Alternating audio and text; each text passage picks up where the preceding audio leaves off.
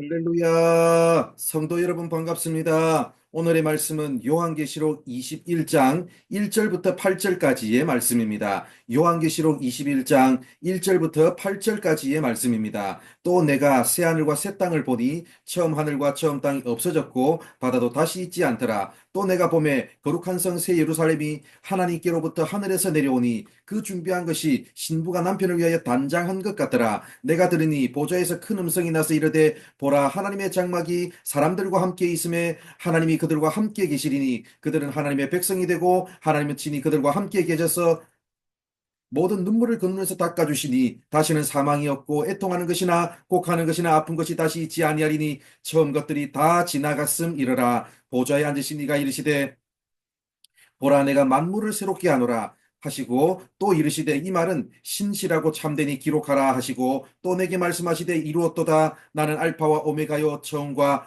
마지막이라. 내가 생명수 샘물을 목마른 자에게 값없이 주리니 이기는 자는 이것들을 상속으로 받으리라. 나는 그의 하나님이 되고 그는 내 아들이 되리라. 그러나 두려워하는 자들과 믿지 아니하는 자들과 흉악한 자들과 살인자들과 음행하는 자들과 점술가들과 우상숭배자들과 거짓말하는 모든 자들은 불과 유황으로 타는 못에 던져지리니 이것이 둘째 사망이라. 아멘. 오늘 우리가 읽은 말씀 1절을 보면 또 내가 새하늘과 새 땅을 보니라고 말씀합니다. 이것은 예수님의 재림으로 완성될 새하늘과 새 땅을 말하는 것입니다. 그런데 새하늘과 새 땅에서 당연히 눈에 띄는 것이 있습니다. 2절을 보면 나오는데 거룩한 성 새 예루살렘이 하늘에서 내려오는 장면입니다. 여기서의 거룩한 성 새 예루살렘은 앞으로 완성될 성도와 교회를 상징합니다. 7절을 보면 이기는 자는 이라는 표현이 나오는데 이 표현은 2장과 3장의 7교회에 대해서 예수님이 말씀하실 때마다 나왔던 표현입니다.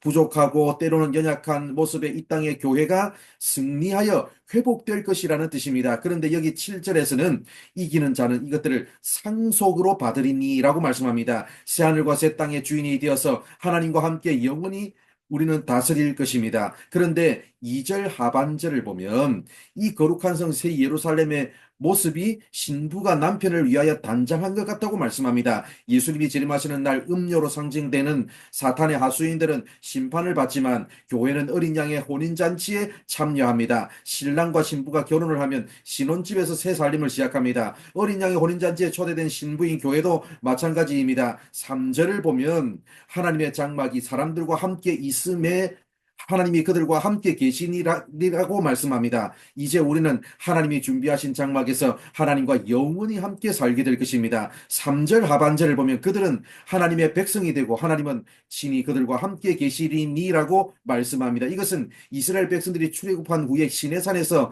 하나님과 언약을 맺을 때 하셨던 말씀과 비슷합니다. 그 언약은 결혼 언약과 같습니다. 그 언약이 다시 회복되어서 이제는 하나님과 영원히 함께 살게 된다는 것이 3절의 내용입니다. 그래서 4절을 보면 다시는 사망이 없고 애통하는 것이나 곡하는 것이나 아픈 것이 다시 있지 아니할 것이라고 말씀합니다. 그 이유가 4절 마지막에 나오죠. 처음 것들이 다 지나갔음 이르라. 그러므로 앞으로 회복될 거룩한 성새 예루살렘에서는 사망, 애통, 곡하는 것, 아픔이 더 이상 존재하지 않는 오직 기쁨과 평강과 생명으로 충만한 세상이 될 것입니다. 왜냐하면 그곳은 하나님이 준비하신 장막에서 하나님과 영원히 함께 사는 곳이기 때문입니다. 6절을 보면 또 내게 말씀하시되 이루었도다라고 말씀합니다. 이것은 예수님이 십자가에서 마지막 숨을 거두실 때 하셨던 말씀과 같습니다. 예수님은 십자가에서 모든 인류의 죄를 대신 지시고 죽으시는 속죄의 죽음을 통해서 하나님의 구속사의 목적과 계획을 성취하셨습니다. 그리고 그 예수님의 구속으로 시작된 하나님의 구원 계획이 여기 6절에서 최종적으로 이루어졌습니다. 완성되었습니다. 사랑하는 성도 여러분, 우리 하나님은 신실하십니다. 예수 그리스도를 통해서 온전히 이루신 구속사의 목적과 계획을 마침내 완성하셔서 구원받을 백성들에게 새하늘과 새 땅을 허락하실 것입니다. 우리는 이 땅에서 임시로 거주하는 백성이지만 앞으로 들어갈 새하늘과 새 땅은 우리가 상속받아서 영원히 다스리게 될 것입니다. 이 땅을 바라보면 때로는 절망스럽고 때로는 낙심이 됩니다. 사망과 눈물과 고통이 있는 이 땅의 현실 때문입니다. 내 부족한 모습과 현실을 바라보면 낙심되는 일이 많습니다. 그러나 2절을 보면 내가 봄에 거룩한 성 새 예루살렘이 하나님께로부터 하늘에서 내려옵니다. 우리가 새 하늘과 새 땅의 상속자가 되어서 사망과 애통과 곡하는 것과 아픔이 없는 곳에서 하나님과 함께 영원히 살게 될 것입니다. 그러므로 우리는 지금의 현실을 바라보면서 낙심하고 절망만 해서는 안 됩니다. 요한이 보았던 것처럼 수시로 바라보아야 합니다. 앞으로 하나님이 회복하실 새 하늘과 새 땅을 바라보아야 합니다. 앞으로 회복될 우리의 모습인 거룩한 성 새 예루살렘을 바라보아야 합니다. 4절 마지막 부분을 보면 처음 것들이 다 지나갔다고 말씀하는데 결국은 다 지나갈 것입니다. 우리의 고통도 절망도 눈물도 고난도 인생의 광야도 다 지나갈 것입니다. 오늘도 이 땅을 살아가면서 여러 가지 우리의 당면한 현실이 눈에 보이겠지만 그 속에서 또 내가 봄에 처음 것들이 다 지나갔음이로라. 이 말씀과 같이 우리의 회복될 모습을 바라보면서 믿음으로 승리하는 우리 모두가 되기를 바랍니다. 기도하겠습니다. 하나님 감사합니다. 오늘도 이렇게 우리를 사랑하여 주셔서 부족한 우리들에게 말씀해 주셔서 감사드립니다. 아버지, 이 땅에서 우리가 사망과 고통과 눈물과 근심과 걱정이 가득한 그래서 인생의 광야로 아버지 점철된 삶을 우리는 이 땅을 살아가지만 그렇지만 결국은 다 지나갈 것이고 아버지 거룩한 성